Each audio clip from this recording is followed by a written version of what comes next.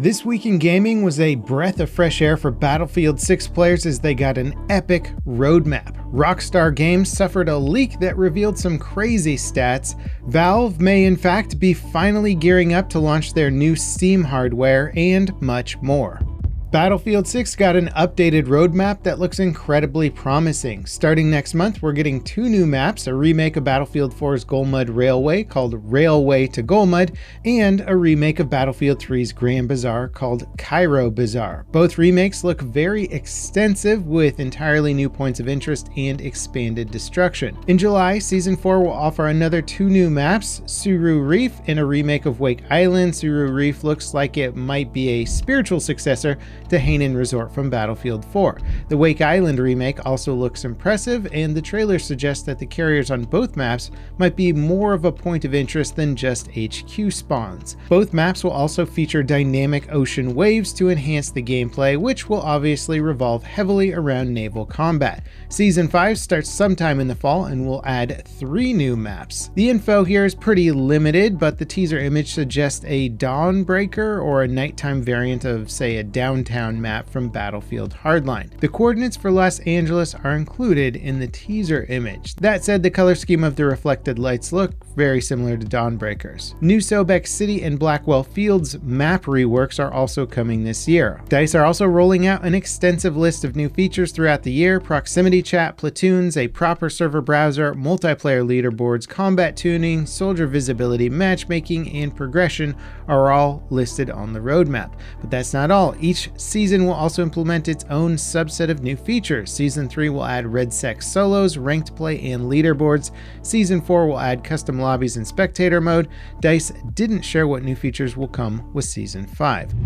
Rockstar Games recently suffered a major hack, and the group responsible has leaked a pretty insane fact. Grand Theft Auto Online is still making over $1.3 million a day. Now, that may or may not be too surprising to you. It is, in fact, the 3rd best-selling game of all time, only behind Tetris and Minecraft. Personally, I think it's super impressive considering that the game launched back in 2013 and has survived multiple waves of new genres taking over the online multiplayer scene. As a result of this info getting leaked, Rockstar's parent company, Take-Two, has seen its stock price increase. I guess when you reveal that a 13-year-old game is still making nearly $500 million annually, it gives the market confidence in your products.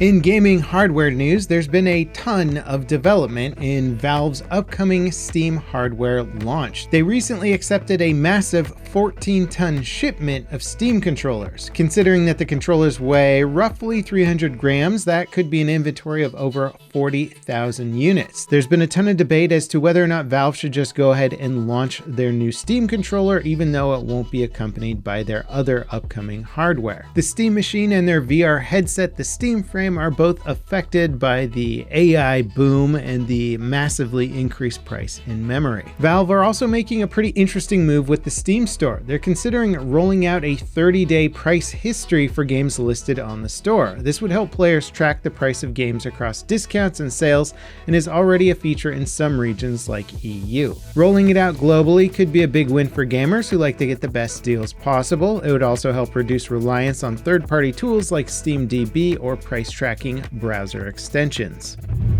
The latest update for Bungie's extraction shooter Marathon was a massive one. It addressed a ton of player feedback, adding a new item called the Mercy Kit that lets you revive downed hostile players. The Rook character will have one by default in its loadout. Other additions include a new Stay Together feature that'll allow parties to stay together with people that they met through matchmaking.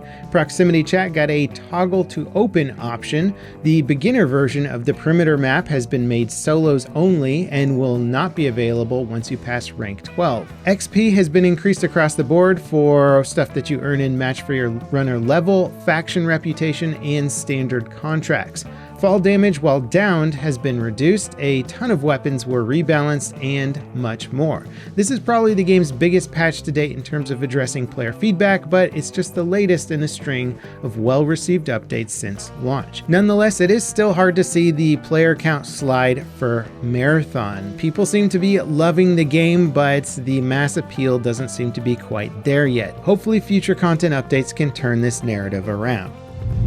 The next entry in the post-apocalyptic FPS series Metro has been revealed. Metro 2039 is launching this winter, and it looks like a much darker and claustrophobic title compared to the more open-world design of the last game in the franchise. They revealed the game with a 15-minute showcase and a shorter cinematic trailer that highlight the game's narrative elements with a bit of gameplay mixed in. If you're a fan of the franchise, 2039 looks like it'll continue to deliver the goods. It's also great to see that it's not that far off from launch. With how incredible the reveal looks, I certainly wouldn't want to have to wait a year or more for it to actually launch.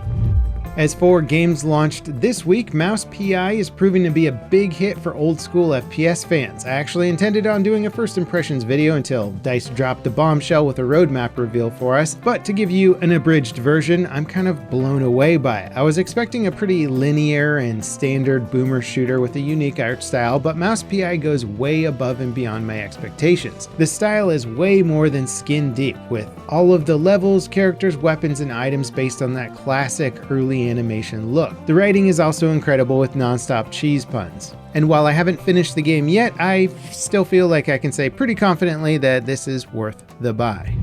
Microsoft might be considering some major changes to the Xbox Game Pass. The gaming division's new CEO said in a recent internal memo that the cost of Xbox game subscription services have gotten too expensive for players. She said that it's central to gaming value on Xbox and that the current model isn't its final one. It sounds like they might pivot to a model with more flexible pricing that can vary by region or other factors. Sharma says the markets vary too much for a single approach to work everywhere. As for how they plan on reducing the cost of the service, removing Call of Duty might be on the table. The franchise was added to Game Pass when Black Ops 6 launched, and it seems to have burned a $300 million hole in Microsoft's pocket through lost sales. Removing the Juggernaut franchise from Game Pass could help reduce the cost of the service, which has increased as much as 50% since it first launched. The Stop Killing Games initiative had a big week, as well as its founder, Ross Scott, who appeared before European Parliament to explain its goals for preserving games after publishers decide to drop support or take their servers offline. The 45-minute hearing made it clear that Stop Killing Games is focused purely on preserving games in a playable state as efficiently and cost-effectively as possible, while also offering consumers some measure of protection against having products that they paid money for being taken away without warning. Ross and the initiative's cooperators have maintained these goals since it was first announced, and it was refreshing to see Scott able to directly address the government body while also having the time to clarify their concerns directly. Until this meeting, the initiative hasn't been able to directly represent itself to UE officials. It was also great to see that members of the committee had a clear understanding of the initiative's goals and the issues it's seeking to fix.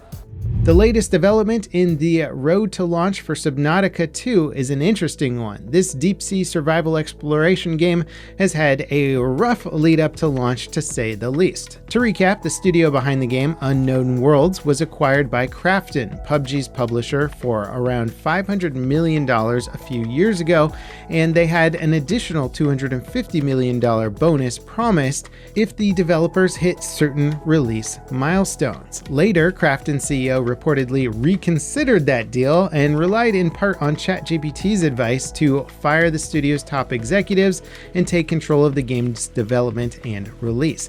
The executives sued for wrongful termination, won, and were reinstated to lead the studio and oversee the game's development and launch.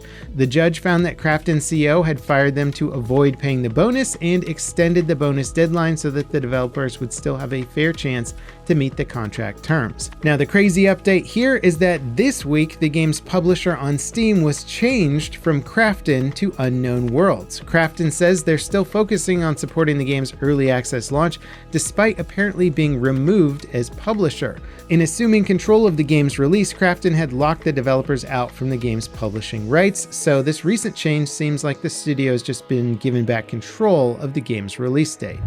Now, circling back to gaming hardware news, the best deal in VR gaming is about to get less Well, good. Meta have announced a price increase for their Quest 3 and Quest 3S VR headsets. Both 3S models, the 128GB and 256GB, are increasing by $50, making the new base price for their budget headset $349. Meanwhile, the more premium Quest 3 is increasing by $100 to $599. And as no surprise, the primary factor in the price increase is the ongoing storage and memory shortage that has been caused by AI data centers. These headsets are standalone devices, so they basically have an entire gaming PC, including memory built into them. They also work as dedicated peripherals for PC VR titles, but there's no getting around them needing that memory storage. Now up next, if you want a much deeper dive into what DICE is planning for their yearly roadmap, well, it's quite impressive, and if you are a Battlefield 6 owner, you don't want to miss this news. Check out the video right here. As always, thanks for watching. Don't forget to drop me a like and subscribe if you enjoy the content, and I'll see you next time. This is Level Cap, signing off.